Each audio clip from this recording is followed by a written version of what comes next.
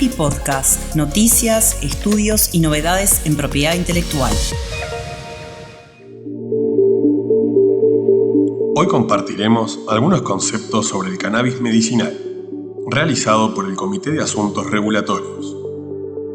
¿Qué debe tenerse en cuenta para una prescripción responsable y segura del cannabis? ¿Qué enfermedades se tratan? ¿Cuál es el marco normativo del cannabis en algunos países latinoamericanos? Con ustedes, Gerardo Flores y Armando Arenas.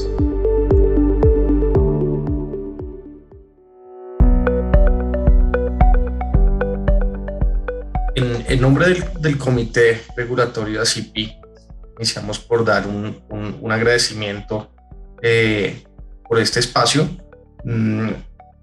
y de entrada presentamos a María Fernanda Arboleda, la doctora María Fernanda Arboleda, médica cirujana, anestesióloga, especialista en medicina del dolor y cuidados paliativos, quien a su vez tiene un postdoctorado en investigación de cuidados de soporte de cáncer y cannabis medicinal de la Universidad de McGill y Santé Cannabis de Canadá. En la actualidad la doctora Arboleda es directora asociada de investigación de Santé Cannabis. Tiene una amplia experiencia en la prescripción responsable y segura de cannabis medicinal en diferentes contextos clínicos. Adicionalmente ha sido ponente y conferencista en más de 50 eventos académicos. Tiene mucha experiencia en capacitar y transmitir conocimiento relacionado con su sector de expertise. Es coinvestigadora en varios proyectos de investigación que se llevan a cabo en Canadá y tiene su propio taller de prescripción responsable y segura de cannabinoides con aval académico de la Escuela de Medicina del Tecnológico de Monterrey y el Centro Algia para la Educación de la Salud. La razón por la que la invitamos es que queremos compartir con ustedes una visión muy precisa, muy confiable sobre varios temas relacionados con el cannabis desde una perspectiva de una experta y profesional de la salud, yendo más allá de lo que estamos acostumbrados con el marco legal y como lo dicta nuestra profesión de abogados. Especialmente nos vamos a centrar en dos esferas de interés. Por un lado, la utilidad terapéutica de los productos a base de cannabinoides y por otro lado, vamos a discutir cómo el marco normativo en varios de nuestros países de la región con desarrollos en el sector de cannabis puede repercutir el acceso a este tipo de productos para los pacientes. Bienvenida, querida María Fernanda. Creo que para empezar, cuéntanos un poquito de los puntos más relevantes para entender el sector de cannabis desde la perspectiva médica. Bueno, pues un feliz día para todos. Gracias por esta invitación. Gracias a todos los que nos están escuchando hoy en este podcast. Y gracias a Gerardo Flores y Armando Arenas por estar aquí hoy conmigo en este gran conversatorio que vamos a tener. Bueno, yo te diría, Gerardo, que hay varios puntos que tenemos que tener en cuenta cuando hablamos de la prescripción de cannabinoides o de cannabis medicinal, como lo conocemos de una forma más sencilla.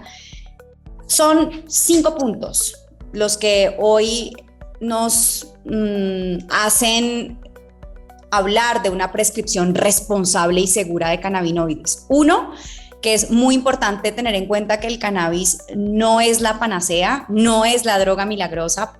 El cannabis es una herramienta que puede llegar a ser muy útil para el control de síntomas de algunas enfermedades. Ojo, el cannabis no cura ninguna enfermedad. Todavía en el 2021 no tenemos ninguna evidencia que apoye el que el cannabis medicinal cure enfermedades. Punto número 2.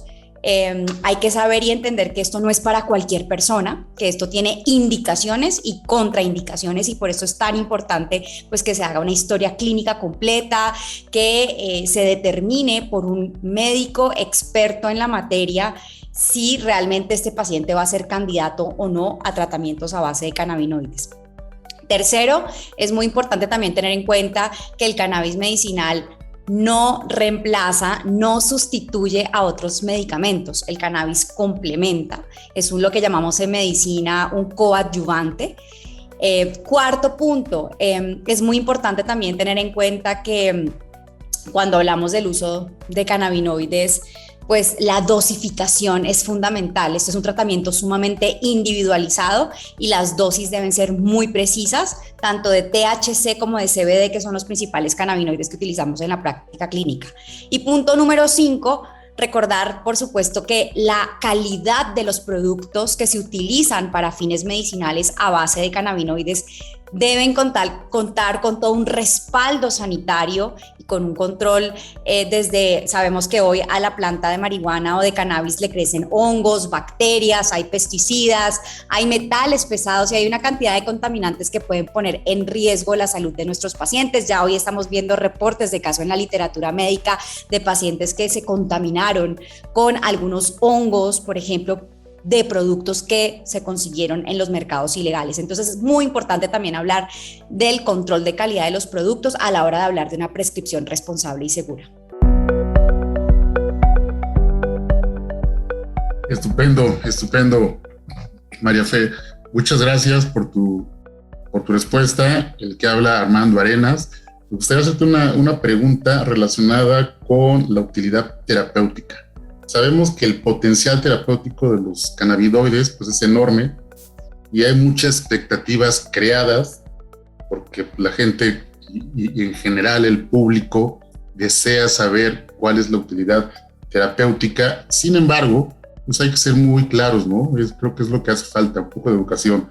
Y nos gustaría saber en tu experiencia cuál es la utilidad terapéutica de los productos hechos a base de cannabinoides. Claro, se habla mucho, ¿no, Armando, de que el cannabis sirve para todo, ¿no?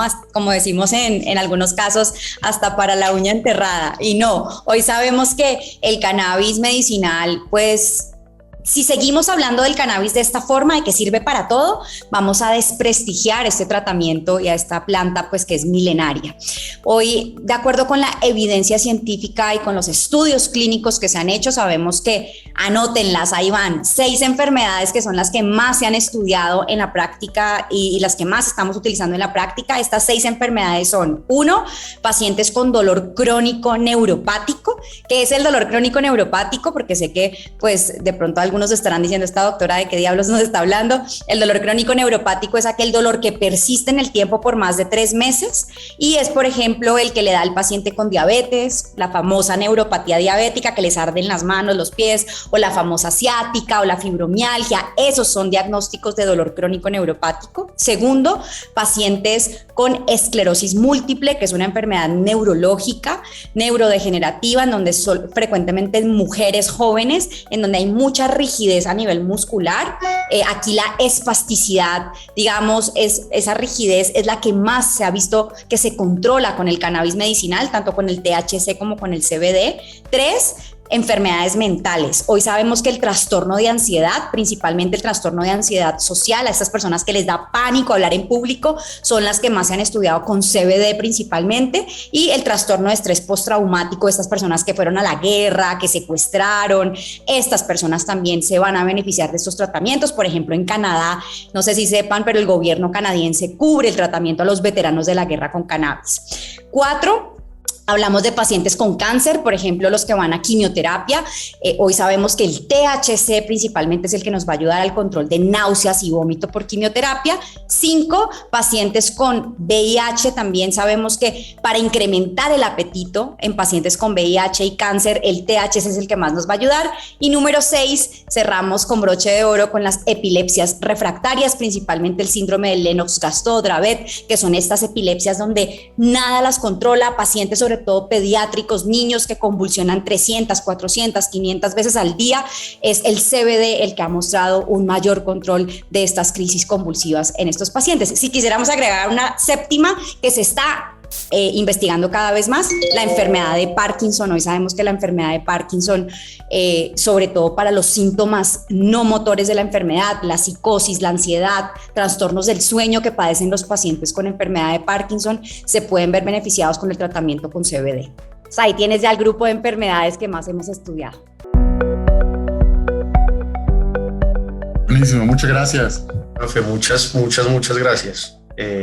Creo que esto nos va a ilustrar a muchos de los que no tenemos nada de expertise en la materia. Y de hecho, como lo decía Armando igualmente, una de las preguntas recurrentes de nuestros clientes es: ¿qué podemos hacer? ¿Qué actividades podemos desarrollar bajo el marco regulatorio que existe en cada uno de sus países? Importar, exportar, cultivar, fabricar derivados, recetar. ¿Ante qué autoridad debo yo obtener autorizaciones, permisos, licencias?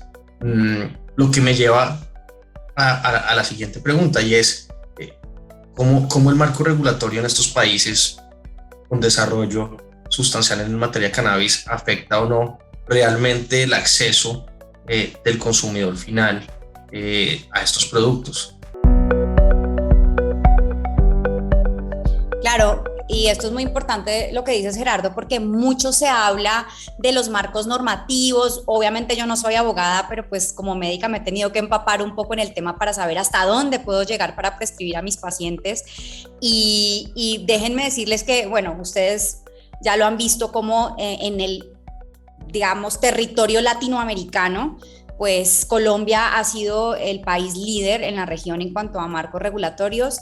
Vemos que a pesar de que desde el año 2020, desde inicios de 2020, se inició con la comercialización de productos a base de cannabinoides con un respaldo sanitario desde el INVIMA, hablando de todas estas buenas prácticas de elaboración, de fórmulas magistrales principalmente, pues hoy vemos que todavía el acceso sigue siendo limitado, los costos, muchas veces los pacientes, esto no está cubierto en algunos casos por algunas aseguradoras o por instancias gubernamentales desde el sistema de salud que cubra estas necesidades en muchos de los pacientes en el caso de Colombia. En el caso de Perú, por ejemplo, Perú ha sido un país que ha ido avanzando muy rápidamente. Digamos que yo me quedo gratamente sorprendida de todos los avances que se dieron en Perú porque fue relativamente rápido si lo comparamos con otros países de la región latinoamericana. También desde mediados de 2020 se inicia ya una comercialización, aunque antes ya la DIGEMIT empezaba a comercializar el producto desde esta agencia sanitaria. Solo hasta julio del 2020 se empieza a comercializar a través de otras compañías privadas, digámoslo así, de inversión, sobre todo del exterior. Y vemos cómo los pacientes peruanos igual, en ese intento por acceder a esto, pues muchas veces el costo limita el acceso. Si nos vamos a otros países, bueno, vemos cómo Argentina va avanzando, Brasil, y bueno, vámonos a México, ¿no? Armando, que pues tú también has visto de la mano, y yo también como médica me he sentido muy frustrada porque yo vengo de Canadá de tenerlo todo, tengo pacientes en Colombia porque como colombiana pues puedo prescribir a pacientes en Colombia, y en México estoy completamente maniatada porque a pesar de que hay un reglamento que conocemos, fue emitido a inicios de 2021, en enero de 2021, este reglamento, pues realmente uno va y dice, bueno, a ver, vamos a hacer el checklist, ¿no? Entonces, ¿soy médica? ¿Puedo prescribir cannabis medicinal en México? Sí, según este reglamento, sí puedo. ¿Qué se necesita para prescribir? Pues un recetario, ¿no? Y este recetario especial con código de barras de la COFEPRIS. Este recetario pues realmente es un trámite muy sencillo de hacer a través de la página web de la COFEPRIS, es totalmente gratuito. ¿Lo pude hacer? Sí, yo tengo este recetario hace mucho tiempo porque como especialista en dolor, pues hace rato vengo prescribiendo estupefacientes como morfina, oxicodona, etc.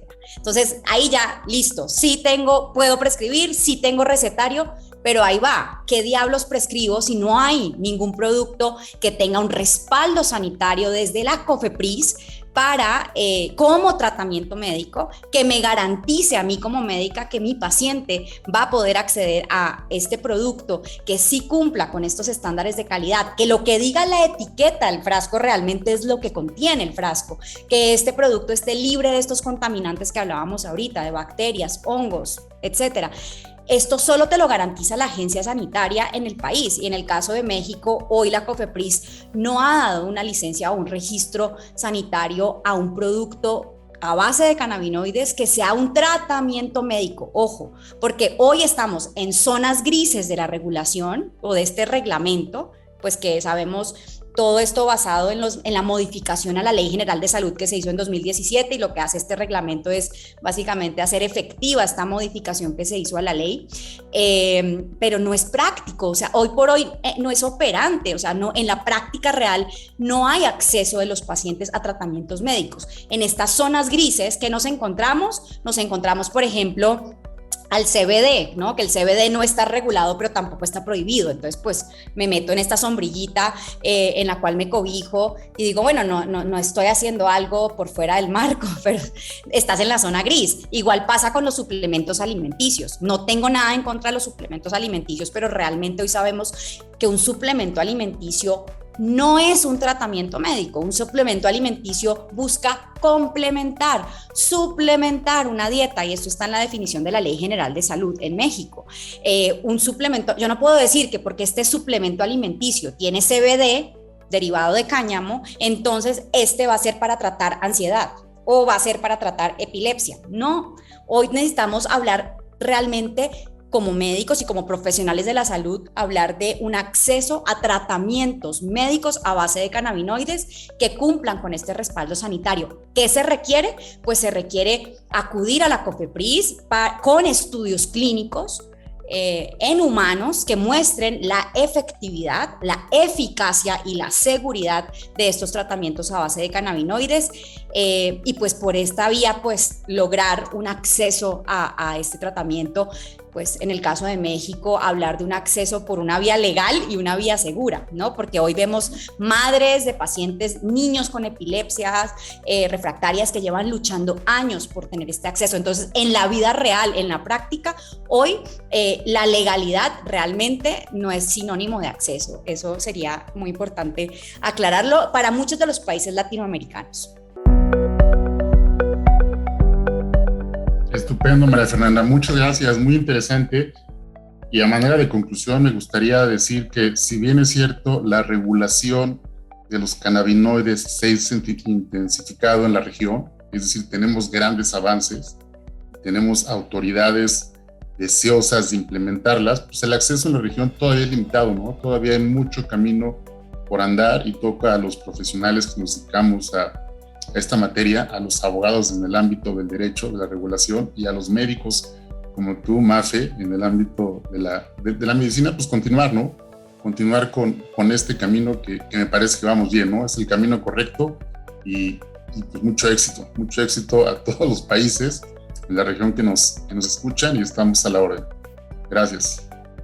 Muchas gracias a todos por habernos escuchado hoy, y un abrazo a todos los países latinoamericanos, a seguir luchando para que los pacientes realmente pues sí puedan tener acceso a estos tratamientos. Sé que falta un largo camino por recorrer, pero ya estamos a punto de lograrlo. Un abrazo a todos, gracias a Gerardo y Armando por esta invitación, y a Cipi pues por tenerme en su podcast.